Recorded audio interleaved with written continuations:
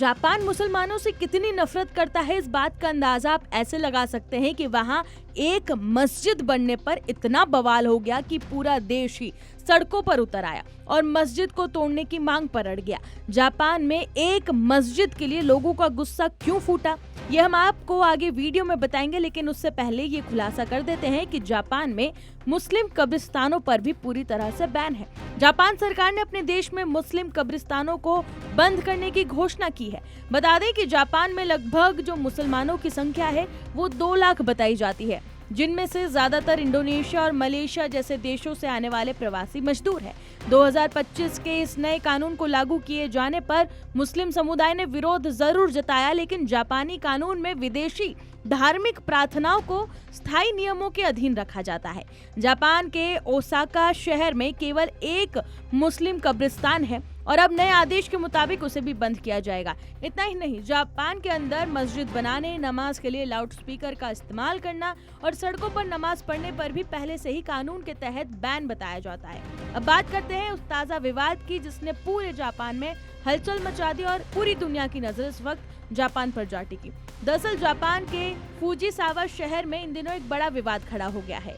Kanagawa प्रांत के इस शांत शहर में पहली बार एक विशाल मस्जिद का निर्माण किया जा रहा है और हजारों स्थायी नागरिक इसका विरोध कर रहे हैं। विवाद की सबसे बड़ी वजह यह है कि इस मस्जिद की लोकेशन और इसका जो बड़ा आकार है वो बताया गया। दरअसल ये मस्जिद एक प्राचीन और पवित्र शिंटो मंदिर के बेहद पास बनाई जा रही है और शिंटो मंदिर जापानी संस्कृति में बहुत अहम माना जाता है और ठीक इसी मंदिर के पास में ये मस्जिद का निर्माण हो रहा है, जिससे लोग नाराज हो गए। स्थायी लोगों का आरोप है कि मंदिर के पास इतनी बड़ी मस्जिद बनाना उनकी आस्था के खिलाफ एक उकसावे की कार्रवाई है। इसी के खिलाफ सप्ताहांत में हजारों लोग सड़कों पर उतर आए, बैनर पोस्टर लेकर नारेबाजी की गई और निर्माण रोकने की मांग की गई। प्रदर्शनकारियों के बीच गुस्सा साफ नजर आ रहा है। कई लोगों ने ये साफ कहा कि हम अपने इलाके में एक भी मस्जिद या मुस्लिम कब्रिस्तान नहीं चाहते। वहीं दूसरी ओर मानवाधिकार संगठन और अल्पसंख्यक समुदाय के समर्थक इसे धार्मिक स्वतंत्रता का मुद्दा बता रहे हैं और ये कह रहे हैं कि इस तरह के विरोध से नफरत का माहौल बनाया जा रहा है। स्थिति को देखते हुए प्रशासन पूरी तरह अलर्ट पर है। मस्जिद के समर्थकों और विरोधियों के बीच तनाव इतना बढ़ गया कि कई बार सुरक्षा बलों को बीच में आना पड़ा।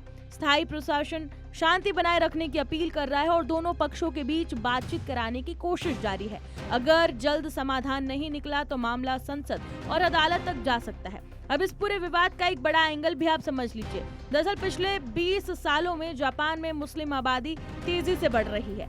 घटती जन्म दर और कामगारों की कमी के कारण जापान ने बाहरी लोगों के लिए दरवाजे खोले हैं, लेकिन एक ऐसा देश जो अपनी पारंपरिक और एक रूप संस्कृति के लिए जाना जाता है, वहां अचानक नई संस्कृतियों का आना लोगों के मन में असुरक्षा पैदा कर रहा है।